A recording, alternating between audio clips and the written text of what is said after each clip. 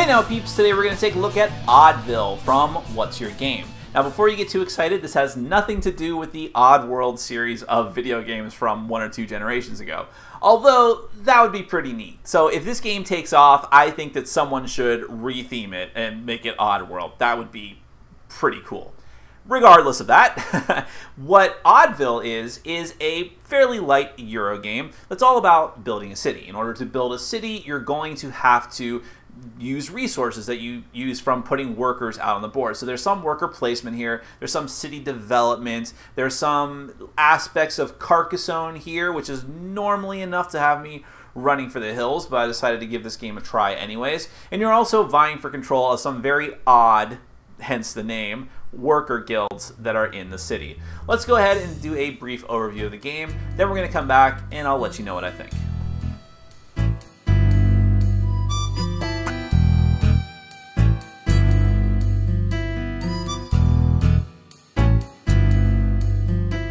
Okay, I'm going to do a very brief overview of Oddville. This is a competitive game for 2 to 4 players where the goal is to have the most points by the end of the game. The game is going to end when one player has 6 of their meeples out in the city. The district card here is the start of the city. And this is a very compressed version of the game that I'm showing them just because I'm trying to get it all on camera, but you're going to be constantly putting city cards next to the center district card, building out and further out, so you actually need a lot more space than what I have here. So just kind of imagine there's a bigger, wider open space. But every time you put a city card out here, if you are the person that successfully developed it, you're going to put your meeple on that card. The first person to do that 6 times is going to end the game. Then you add up points and see who is the winner, not necessarily the person who ended the game.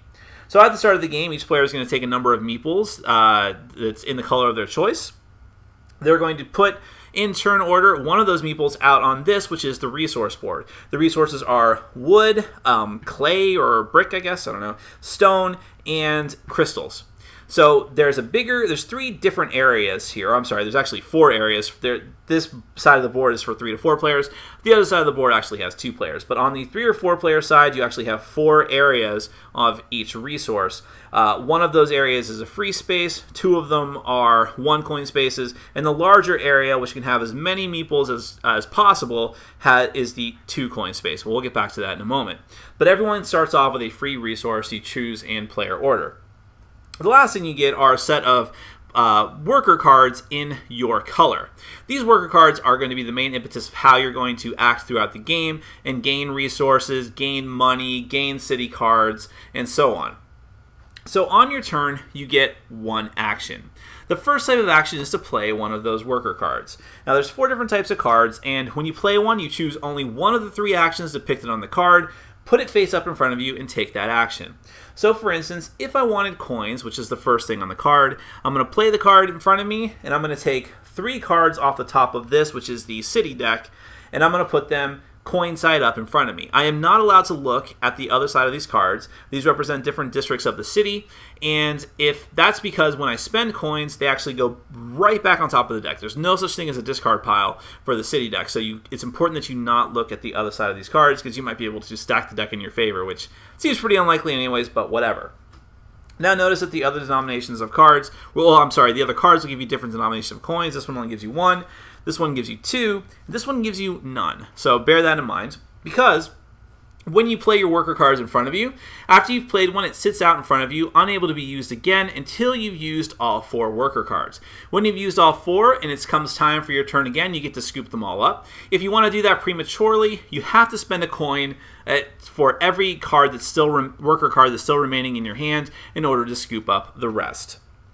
Now the second type of action you can do is to try and get another resource. So you're going to look at the second half, or the middle of the card, and you're going to take one, you're going to play it in front of you, take one of your meeples, and you're going to put it on the cheapest space possible on the board of the appropriate resource.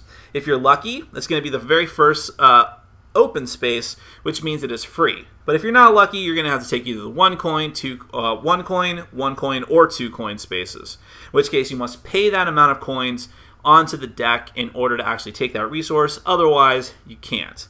But resources are important because that's how you're going to actually develop the city and therefore get points for you and your meeples, which just sounds funny. Some of the other worker cards give you multiple choices of resources, but you're still only choosing one of these. Now, the third thing that you can do with your card is try to get one of the city cards out here in order to develop later. You're allowed to have 2 city cards in front of you at a time. When you take a card, you're going to put it face up in front of you. You're allowed to have 2. If you ever want to take another one, you have to discard one of your other, the ones that you already have. And as long as a card is in front of you, you and only you can develop it on a future turn. Now, how the card that you're going to take is determined by this little track on the bottom here, which is different for every worker. Any cards that are in green on this little track are free for you. So if you play this card, you're going to look at the board at the lineup of cards out here compared to where the deck is, and you're going to be able to take one of the first 2 cards for free and put it in front of you. The other ones you have to pay an escalating amount of money for, 1, 2, 3, or 4, depending on just how badly you want it. And when a card gets taken, you're going to move the other cards out, put a new card from the deck out in the empty space. And once you have a card out in front of you, and once you decide that you've got enough resources, or now it's time for you to build, that's the other thing you can do with your action for the turn. Instead of playing a worker card, you can choose to develop one of the city cards that you already have. So let's take a look at one of these city cards. Well, the first thing I should mention is that this center district card is a little bit different than the rest, so let's not worry about that for right now. We'll get back to that later. How a typical city card looks. Down at the bottom of the card are the resources that you need to sacrifice in order to develop the city card. So you have to have your meeples out on the board and those amount of resources, and then retract them from the board back into your stock in order to build this card. Up in the top left-hand corner of the card are victory points that this card is worth at the beginning of the game. Underneath that are a number of different symbols. They change according to whatever city card it is, that are going to give you bonus points if you have control of this city developed city card at the end of the game. So in this case, if you have control of this card, you're actually going to get 1 point for every card that has a diamond symbol, not like that, but like this. So every card that has a diamond symbol next to its victory point symbol, if you have control of one of these cards, is going to give you an extra point at the end of the game. Over on the opposite side, you have 2 important things here. Let's talk about the smaller thing down here first. This is a reward you get for building this card, and also you also get, like, okay, well, let's not get too far ahead of ourselves. This is a reward you get for building this card, and there's a number of different methods, ways that this can work. For this symbol here, the 2 times 1, this means that you can place a worker from your supply onto the cheapest slot of a resource you already own, and you don't have to pay for it. Another example, there are cards that just give you 1 of whatever resource is pictured. Very, very simple. Let's see, another one. This one lets you transform a resource into another one of your choice. So there's a myriad of different things that you can do. Now, when you're building a city card, you have to respect the rules for placement, which has to do with the roads and the homes. Roads must connect to roads, like so. And homes must connect to homes. So if this was how I had it out here, and someone wanted to build next to here, you could do that because homes are against homes. You also can't go above the district card. You must always be going down or to the left and right, and it must always be orthogonal. There's no such thing as diagonal building in this game. Now, let's go back to scoring for a minute. This is what I was starting to say earlier. When you build a card out here, you actually get not just the reward for building the card that you just built, but also the rewards for any orthogonal cards that you build against. So if I built this card here, and this card was already built by someone else, just picture that there's more cards out here. Not only when I get a wood resource, I get to put my meeple out on the cheapest possible wood space here and not have to pay for it, I'd also get a stone, and I'd also get a resource of my choice, which is what this symbol means. So it's very important that you try and capitalize on getting as many rewards as possible for building by placing it carefully. Now, like I said, the main point of the game is just to get points and by building as many district cards as possible, but that's not the only way to get points. First off, there's other symbols in the game that we didn't even talk about, so let's take a look at a few of those if I can find them. So for instance here, this point symbol here says that if you build this card, you get 3 points for every orthogonally adjacent card that's next to it. Let's see. This one says that you get a point for every other card in the row. In the column, actually. Let's see. This one simply gives you 1 point for every orthogonally adjacent card, and there's other ones that give you points for all of the cards in a row, and so on and so forth. But the other symbol that I didn't talk about that you probably thought was pretty conspicuously absent from my description, since it's a giant chicken head, are the guild cards, which represent these cards down here. There's 4 different guilds in the game, so that's a guild symbol. And then you have this blue mask, that's another type of guild symbol. And let's see if I can just find another one, the bells, and then there's a green symbol as well. Now, when you take control, build and develop and put your meeple on a card that actually has one of those guild symbols, you're immediately going to take the topmost card off the stack of guild cards that matches that symbol and put it in front of you. Now, it's important that I say it that way because there's actually not enough of these cards for each guild to go around. There's 3 total guild cards for each type of guild, but there could be 4 players in the game, and you actually play with less cards in each stack of guild cards if you have less players. What that means is that if someone takes control of a guild, and there are not any more guild cards left in the stack, everyone has to return their guild cards back to the stack. They get shuffled up, and the new player who just took control of it gets to take one off the top of the stack, or something to that effect. Which means that the guild members are going to be constantly changing hands and passing around, and that's important because each of them is worth an amount of points, whatever their printed value is, and they also give you a super duper secret special power as well. So for instance, the builder here that says that after you build a building, you can, after another player builds a building, you can build one as well. Although you do have to pay 2 coins, and then he's worth 4 points at the end of the game. Let's see, the cheater here says that at any time during your turn, you can switch one of your coin cards into a building card. You are not allowed to look at the coin cards in your supply to see which building is depicted on the building side, but you can just do it and hope for the best. And it's worth 3 points at the end of the game. Now, some of them have really funky power. So, for instance, the Traveler here actually has to do with those symbols that are on the center district card. You can put one of your, or I'm sorry, the main square card is what it should be called. You can place one of your workers on an empty resource spot of the main square during your turn. You can't do it more than once. However, if you do that, this card would normally be worth 7 points at the end of the game. Instead, he is worth 0. So basically what you're doing is you're getting 4 points for building on the main square, but you're sacrificing another 3 points. But again, he could change hands very easily before the end of the game, so you might want to go the safe route and get those 4 points. And there's a lot of other characters with special powers as well. But what all this essentially amounts to is that you're going to be gathering resources, building city cards, trying to vie for points, vying for control of the guilds, which will also get you points. Really just trying to get points and resources as best you can in the most efficient way possible. The first person to build out the city and to get 6 of their meeples out on the board, I don't know why I'm randomly placing down city cards, is going to be the winner. That's Oddville. Let's get to my final thoughts. Now, full disclosure, my decision to purchase and play Oddville was actually based off of a viewer suggestion. Someone threw out the name on our Facebook page, and I had never even heard of the game before, and I looked it up, and it didn't seem like something that would be in my wheelhouse. I mean, it's a Euro game, essentially, and you're just building a city, and you're putting your meeples out, you're trying to get points.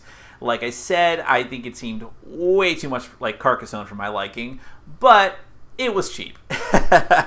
And, you know, when someone recommends to me, hey, why don't you review Rivet Wars? I'm like, well, because I don't have $70 laying around. But I do have $15 laying around, so I figured I'd give Oddville a shot. And you know what? I am very charmed by this game. This game was something of a delight. I was very, very surprised by it. Now, to be sure, while I call this a Euro game, it is very, very light Euro game. There is no heavy, you know, brain-burning analysis paralysis strategy going on in this game, or at least there shouldn't be. Taken in the spirit of what it is, this is a very fast, very fun, you know, very good-paced game.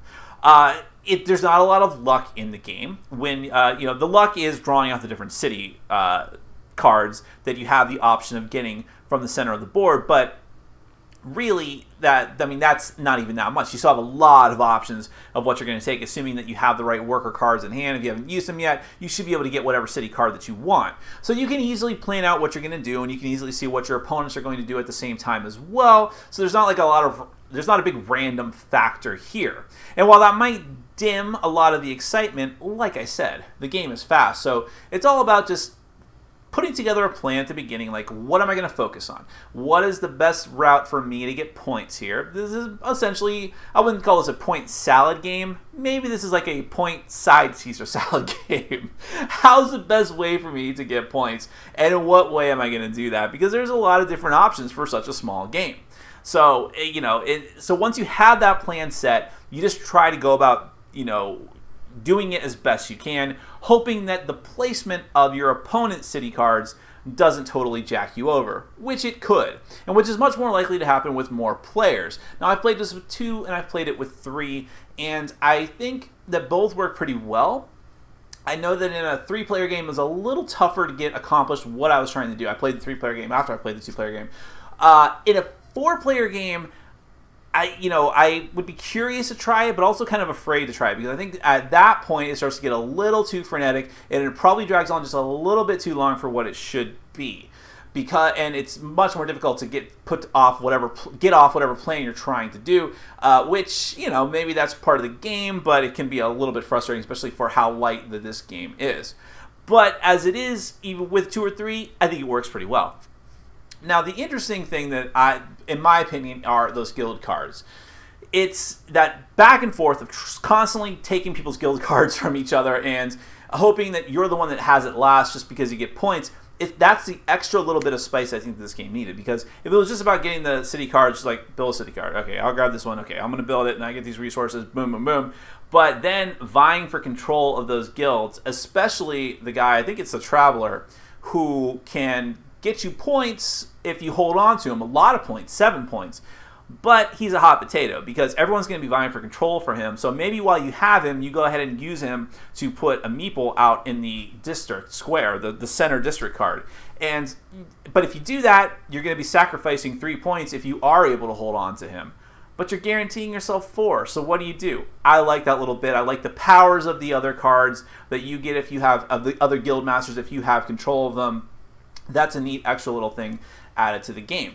Actually putting out the city cards is fun too, because, you know, first off, well, let me back up a second. The components in this game, well, I shouldn't say components, because it's kind of your standard fare. You have meeples, and the card quality is good, but nothing to really write home about. But the artwork is awesome, and this really comes out with the city cards as well. It's a very simple mechanism, putting cards together. You can't build above the line of the city square, and you have to match up houses to houses, roads to roads. Okay, but it works. It works really well. It looks really cool to build your city out like that.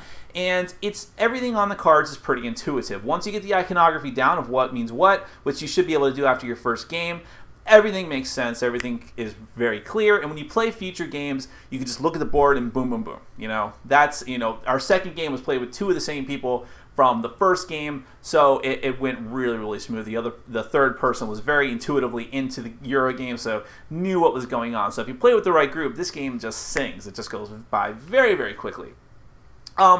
Having said that, I mean, the game is a bit of a race because it's so fast, and because 6 workers in the cities means game over. It can feel a little anticlimactic. Again, this is a light game, so this isn't the type of game that rewards you, you know, just sitting there and mulling over your strategy deeply and hoping to execute the perfect plan. No, you get a strategy and you just hope for the best and try to mitigate it. If there's something bad happens, try to mitigate that and just move on, because you don't really have the time to come up with a whole counter plan to it. You've got to be the first person to get 6 meeples out, because that means more than likely you're the person that's going to win. It's not a guaranteed, but that's most likely what's going to happen. That comes back to the Traveler thing as well, because if you decide to forgo 3 points by going ahead and using his power to put a meeple out in the city district, well, that counts as a meeple in the city too, at least as far as we're interpreting it. So that can escalate the game pretty quickly. In fact, that's how our first game ended. But all of this is pretty cool. I like the idea of the city cards also being used as gold, but you can't look at the back. That's a neat way to save space and time in the box. The whole worker card concept is something I've seen in a lot of other games, most recently in the way more complicated Lewis and Clark game. But it works well here. I didn't see a lot of tension. I've never seen anyone spend coins to get cards back prematurely. So, but again, that might be something that a 4-player game would entail, which I imagine is much more frantically vying for control of things. But as it was a pretty laid-back system. It works very well. Getting the resource board was all very simple, very easy to work out. I would consider this to be a gateway game. This is definitely falls into that category, along with some games in my collection like Origin that have a very neat flavor to them. Maybe not the most thematic games. Certainly I wouldn't accuse either of those games of being that, but it looks really cool. It's very simple to figure out. It's fast. It's fun. I recommend it. It's not the greatest game of all time, but if, you know, and for people that are just totally drinking the Eurogame Kool-Aid, then they can go ahead and pass this one by. But for people that are new to gaming, or for people that are typically into heavy Ameritrash games, but do like to dabble with some, you know, light strategy games, this is definitely one to check out. I was quite charmed by it. My name is Nick, this has been Board Game Brawl, and I'm reminding you to get out there and game every day and in every way. Take care.